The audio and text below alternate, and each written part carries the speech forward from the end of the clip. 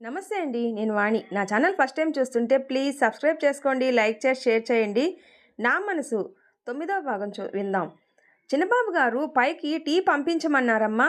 Saroja tea తయారు చేసి నౌకర్ని కేకేసింది. అతడు పలకలేదు. యువతలకి వచ్చి పిలిచింది. ఎక్కడా కనిపించలేదు. వసుంధర భర్త ఆరోగ్యం కోసం గుళ్ళో అభిషేకం చేయించడానికి వెళ్ళింది. గదిలో రావుగారు తప్ప ఇల్లంతా నిశ్శబ్దంగా ఉంది. ట్రేలో టీ చల్లారిపోతుంటే సరోజాకు ఇంకా మెట్లు ఎక్కక తప్పలేదు. ఆకాష్ గది దగ్గరకు వచ్చాక సరోజాకు అడుగు ముందుకు పడలేదు. ఆకాష్ చేతిలో ఏదో కాగితపు చుట్ట. అది సంగీతకు అందకుండా చెయ్యి దూరంగా చాచి అవస్థపడుతూ ఉన్నాడు. సంగీత ఆ కాగితపు చుట్ట అందుకునే నెపంతో అతడి వీపు మీద పడి కుడి చెయ్యి అతడి మెడకు పెనవేసి ఎడం చెయ్యి మెడ పక్క నుండి ముందుకు చాసింది. ఇవ్వవా? ఇవ్వను. అంతా ఎవరూ చూడకూడని చిత్రం ఎందుకు గీశావు? నా ఆనందం కోసం. నీ ఆనందం పంచుకునే హక్కు నాకు ఉంది. సంగీత పెంకిగా మరింత పట్టుదలగా ఆ కాగితం కోసం ప్రయత్నించసాగింది. అతడి మెడ మీద కితకితలు పెట్టింది. ఆకాష్కు నవ్వుతో కళ్ళల్లో నీళ్లు తిరిగాయి. కితకితలు ఎంత ఆయాస పెడతాయో అంత నవ్వు తెప్పిస్తాయి. చివరికి ఆకాష్ ఆ కాగితపు చుట్టను 2 చేతుల్లోకి తీసుకొని 2గా చింపేశాడు. అవి చిన్న చిన్న ముక్కలయ్యేదాకా పరాపరా చింపేశాడు. ఛీ, ఏం పని అది?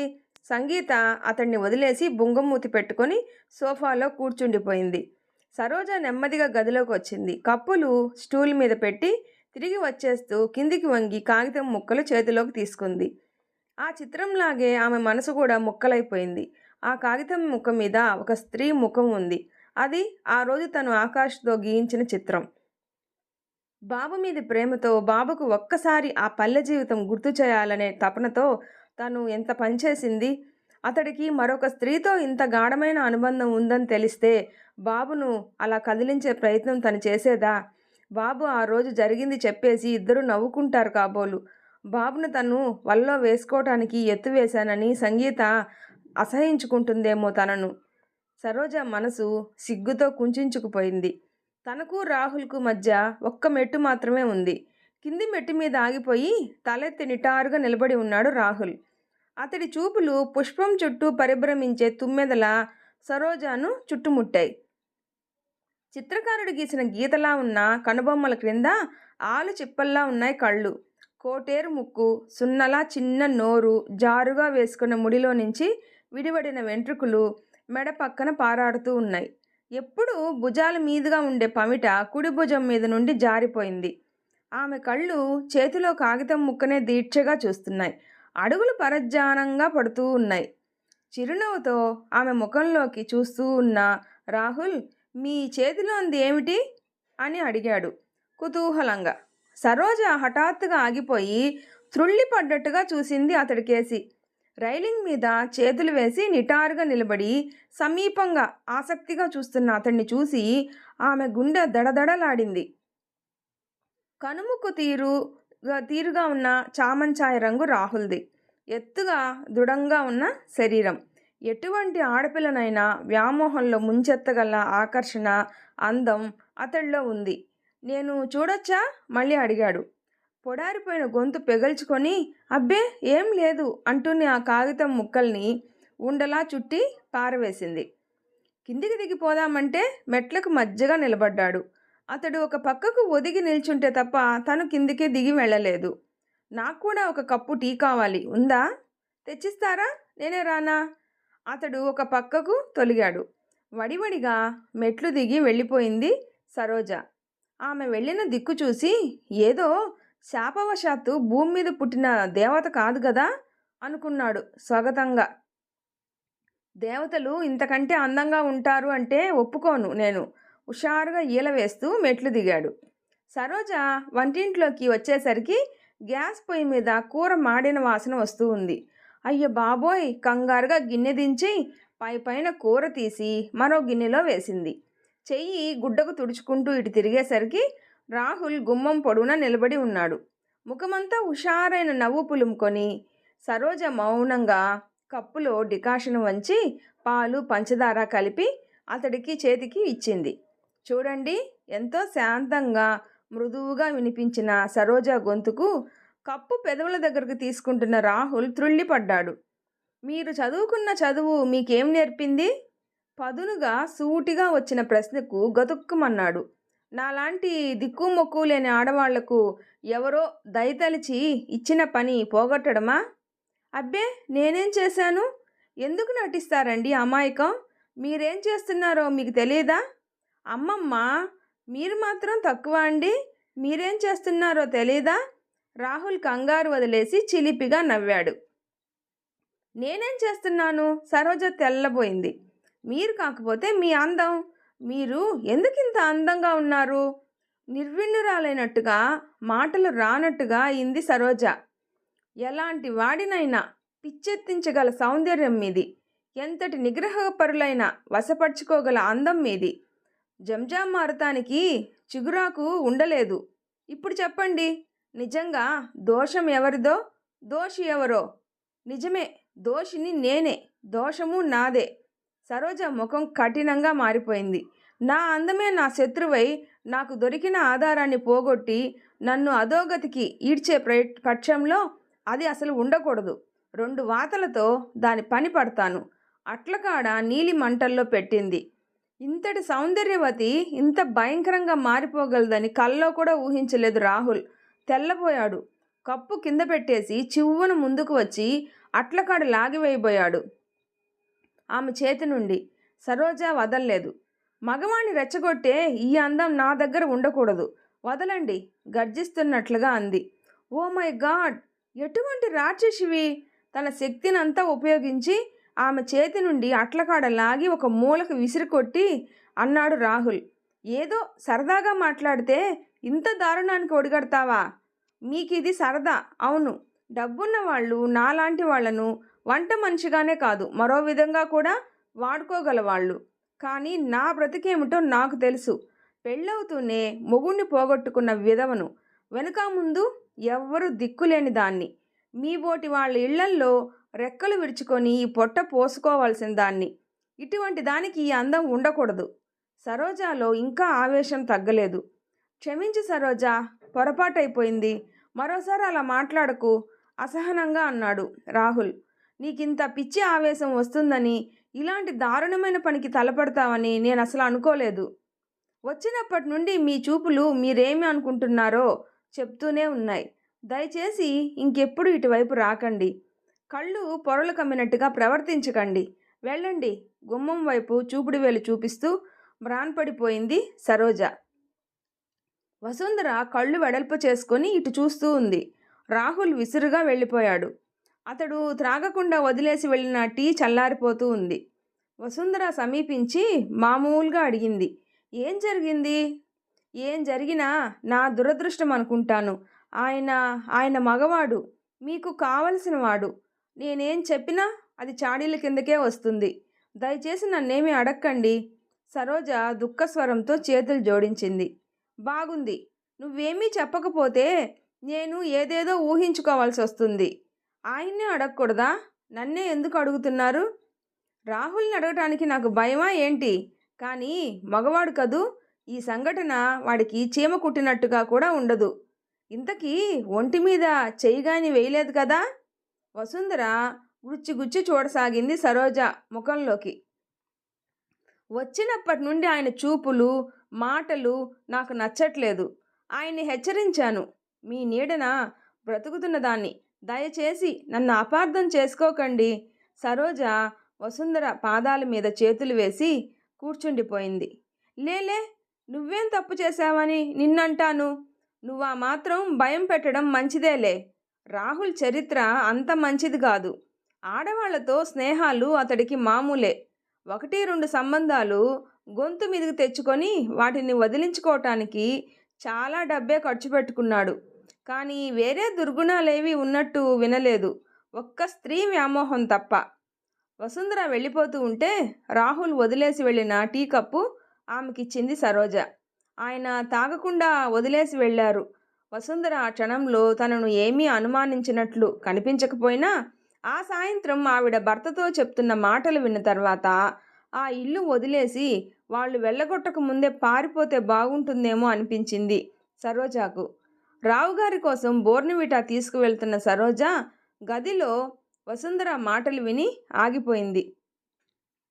ఉద్యానవనాలు ఎందుకున్నాయి? విహరించడానికి కాకపోతే. పువ్వులు ఎందుకున్నాయి? సువాసన చూడటానికి కాకపోతే. గాలి ఎందుకుంది? పీల్చుకోవడానికి కాకపోతే. ఇది రాహుల్ వాదం. బొత్తిగా విశృంఖలతకు అలవాటు పడిన జీవితం. స్త్రీ అంటే మదువు తాగి ఆ పాత్ర పారేయడం లాంటిది అతడి దృష్టిలో. ఏమైనా నష్టం మాత్రం అతడికి లేదు. మగవాడు కదూ. రావుగారి నుండి సమాధానం లేదు.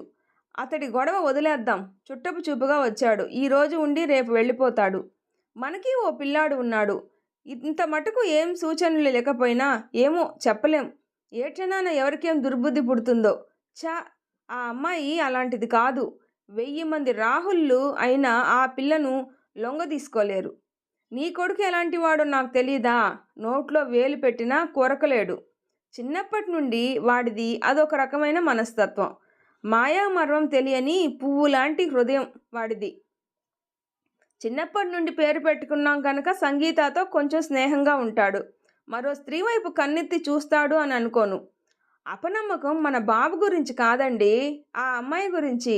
ఎక్కడిదో ఏమిటో, ఎవరూ దిక్కులేదు అంటూ వంట మనిషిగా ఇంట్లో జొరబడింది. వయసులో ఉంది, అందంగా ఉంది. అందమంటే సాదాసీదా అందమా? కాదు. ఏ అలంకారాలు లేకపోయినా శిల్పి చెక్కిన బొమ్మలాగా ఉంటుంది. ముందు ముందు ఏదైనా జరిగితే ఏకై వచ్చి మేకైపోయినట్టు పంపించేద్దామంటావా? డబ్బులు చేతిలో పెట్టేసి. ఇంత హఠాత్తుగా ఇంకో వంట మనిషి ఎక్కడ దొరుకుతుంది? నేనెప్పుడు మిమ్మల్ని కనిపెట్టుకొని కూర్చోవడమే సరిపోతుంది. కొత్తదాన్ని పెట్టుకుంటే వెనక నుండి ఎంత చేరవేసేది ఎవరు చూస్తారు? ఈ పిల్ల ఇంత మట్టుకైనా నిజాయితీగా ఉంది. కొన్ని వస్తువులు మర్చిపోయినట్టు అక్కడక్కడా పెట్టి చూశాను. భద్రంగా తెచ్చి నా చేతికిచ్చింది. చివరికి ఆషాఢభూతి కథలా అవుతుందేమోనని. ప్రశ్న జవాబు నువ్వే వేసుకొని మాట్లాడుతున్నావు. ఇంకా నన్నేం మాట్లాడమంటావు? ఏమిటో పరాధీనం బతుకులు. ఒళ్ళు వంచి చేసుకుంటే ఏ బాధ ఉండకపోను. డబ్బు పారేసి పనివాళ్లను పెట్టుకుంటాం, కానీ వాళ్ళ నిజాయితీని కొనలేం కదా. వసుంధర ఓ దీర్ఘమైన నిట్టూర్పు విడిచింది. ఆ సంభాషణ చెవిన పడుతుంటే సరోజాకు అవమానంతో దుఃఖంతో కళ్ళనీళ్ల పర్యంతమైపోయింది. ఏమిటి మనుషులు? స్ఫటికం లాంటి మనుషుల్ని కూడా ఎందుకు ఇలా శంకిస్తారు? గొప్పవాళ్ల బుద్ధులంటే ఇవే కాబోలు. కర్మకాలి అపనింద మీద వేసుకొని ఇంటి నుండి పారిపోయి వచ్చింది గాని తనకా ఇంట ఏం తక్కువైందని? తన పుట్టింటి వాళ్ల సంగతి తెలిస్తే వసుంధర గారు ఇలా అనగలిగేదా? సరోజ ఒక నిట్టూర్పు విడిచింది. సంగీత, ఆకాష్, రాహుల్ కూర్చొని ఉన్నారు తోటలో. ఆకాష్ పేక కలుపుతూ ఇంకొక చెయ్యి అయితే బాగుండేది అన్నాడు. అవును, కానీ ఎవరున్నారు? రాహుల్ ముఖం ఒక వెలుగు వెలిగింది. జాజి పందిరి దగ్గరికి పువ్వులు కోసుకోవడానికి వచ్చిన సరోజాను చూసి, అదిగో మన సరోజనమ్మ, పట్టుకొస్తానుండండి అని లేచాడు. గబగబా సరోజాను సమీపించి, మీకు పువ్వుల తర్వాత తలా ఓ చెయ్యేసి కోసి పెడతాం కానీ ఓ ఆట ఆడి వచ్చేద్దరు కానీ రండి అన్నాడు. నాకు ఆడడం రాదు, సరోజ ముక్తసరిగా అంది. పర్వాలేదు, మేం చూపెడతాం. నాకు పనుంది. ఇప్పుడు దేనికి తొందర? రండి. ఏమిటి ఊహో? రండి. రాహుల్ కొంచెం విసుగ్గా సరోజ చేయి పట్టుకొని లాగాడు. రౌద్రంగా తీక్షణంగా చూస్తున్న సరోజ కళ్ళు చూసి బెదిరి ఒక అడుగు వెనక్కి వేశాడు. సారీ, మర్చిపోయి చేయి పట్టుకున్నాను. చెయ్యి నరుక్కోరు కదా కొంపదీసి. తగ్గు స్వరంతో అని హాస్యంగా ఒక నిట్టూర్పు వదిలాడు. సరోజ పువ్వులు కోయడం మానేసి ఇంట్లోకి వెళ్ళబోయింది. రాహుల్ దారికి అడ్డంగా నిలబడ్డాడు. నిన్ను వెళ్ళనివ్వను, మాతో ఆడాలి పట్టుదలగా అన్నాడు. నాకు పనుంది. ఏమిటా నీ పని? నీకున్న పని మా పనే కదా. అతడి మాటల్లో భావం అర్థం కాగా సరోజ ముఖం వెలవెలా పోయింది. అయితే నన్ను డబ్బిచ్చి కొన్నాను అనుకుంటున్నారా అంది శాంతంగా. నిదానంగా ఈ ఇంటికి 4 రోజుల అతిథిని. నీ మీద హక్కును రుజువు చేసుకోవాల్సిన వాడు ఆకాష్. కాని వాడు ఉత్త అమాయకుడు, అంధుడు. అంధుడు అతడు కాదు, నువ్వు అంధుడివి, మోహాంధుడివి. ప్లీజ్, దారి కనపడడం లేదు, చెయ్యి పట్టుకొని నడిపిద్దు. రాహుల్ కొంటెగా నవ్వాడు. నేను ఉండవలసిన చోట లేను, పరాశ్రయంలో ఉన్నాను, శక్తిహీననై. ఇదే మా ఇంటి దగ్గరైతే నీ కళ్ళు విప్పగలిగేదాన్ని. నువ్వు ఇలా నాకేసి చూడగలిగేవాడివా? మీకు ఇల్లుందా? ఎక్కడా? ఎవరున్నారక్కడ? నా కళ్ళు విప్పగలిగిన చోటు పేదది, సంఘంలో క్రింద స్థాయిలో ఉండదు. నువ్వు పారిపోయి వచ్చిన బాపతని నేను అనుకోవడం కరెక్టేనన్నమాట. బొట్టు గాజులు ఎందుకు తీసేశావు? నీకసలు పెళ్ళయిందా? నిశితంగా చూడసాగాడు రాహుల్. సరోజ కంపరంగా చూసింది. ఈ దుష్టుడి నుండి తను ఎలా తప్పించుకోగలదు? ఎదురు మాట్లాడిన కొద్దీ రెచ్చిపోయే మనిషిలా ఉన్నాడు. చప్పున చేతులు జోడించి దీనస్వరంతో అంది, మీకు నమస్కారం పెడతాను రాహుల్ గారు. నన్నెందుకిలా బాధిస్తారు? నాకు ఇల్లు వాకిలి ఉంటే, ఎవరో దిక్కుంటే ఇలా ఇక్కడెందుకు ఉంటాను నేను? మీరు ఏదేదో కల్పించుకొని నన్ను వేధించకండి. మీ కారణంగా నాకున్న ఈ ఒక్క ఆధారం పోతే మీరు పెద్ద పాపం కట్టుకున్న వాళ్ళు అవుతారు. మీకు డబ్బుంది, చదువుంది, సంఘంలో గొప్ప గౌరవం కూడా ఉంది. కో అంటే కోటి మంది మీ ముందు వాళ్తారు. ఈ దిక్కుమాలిన దాని వెంట ఎందుకు పడతారు? నా దౌర్భాగ్యం అనుకోనా? అదృష్టం అనుకోరాదా? రాహుల్ ఆకాష్ కేక పెట్టాడు. ఆమెకిష్టం లేకపోతే వదిలేయ్, ఎందుకు బలవంత పెడతావు? ఈ చల్లని సాయంకాలం ఈ చెట్ల మధ్యన నిన్ను చూస్తుంటే నీకు అసలు దారి వదలాలి అనిపించడం లేదు. నిన్ను నా స్వంతం చేసుకోవాలి అనిపిస్తుంది. కానీ ఉదయం నీ కోపం గుర్తుకు వస్తే అంత సాహసం చేయలేకపోతున్నాను. నువ్వు డేంజర్ గర్ల్. మరొకరైతే నా దారికి ఎప్పుడో తెచ్చుకునేవాడిని. నీ విషయంలో కొంచెం ఆగి ఆలోచించవలసి వస్తుంది. కానీ ఒక్కటి గుర్తుంచుకో, బెట్టు చేసే ఆడదాన్ని చూస్తున్న కొద్దీ రసికుడైన మగవాడిలో పట్టుదల రేగుతుంది. ప్రయత్నం ఫలించకపోయిన కొద్దీ పశువుగా మారిపోతాడు. నాలో పశుత్వం ప్రవేశించకముందే నువ్వుగా లొంగిపోతే సంతోషిస్తాను. నన్నెందుకు ఇలా బాధిస్తారు? నేనేం చేశాను మీకు? నేను మీ తోబొట్టువు లాంటి దాన్ని కాదా? దుఃఖస్వరంతో అంది. రాహుల్ పక్కున నవ్వాడు. వెనుకటికెవడో పులి చేతిలో పడి వైష్ణవ మతం స్వీకరించమని కోరాడట. నువ్వు సంగీత సమానం కావాలి అనుకుంటే నువ్వు చచ్చి మా అమ్మ కడుపులో పుట్టాలి. మా అమ్మ కొన్ని సంవత్సరాల క్రితమే చచ్చిపోయింది. రాహుల్ ఆకాష్ కేక. వస్తున్నా, బాగా ఆలోచించుకో. ఎక్కడా దిక్కు లేదు అన్నావు. నాలాంటి వాడి దిక్కు నీకెంతైనా అవసరం. ఏ కారణం వల్లనైనా నీకు ఇప్పుడున్న ఆధారం పోవచ్చు. మీలాంటి వాళ్ళు పుణ్యం కట్టుకుంటే తప్పకుండా పోతుంది. అప్పుడు కూడా నాకు లొంగిపోయి బ్రతకడం రాదు. చచ్చిపోవటానికి ఎన్ని చెరువులు లేవు. నేను బ్రతుకు మీద తీపితో బ్రతుకుతున్నదాన్ని కాదు, బ్రతకాలి అనుకొని బ్రతుకుతున్నదాన్ని, అంతే. వదలండి దారి, మీరు నన్నేమీ చేయలేరు.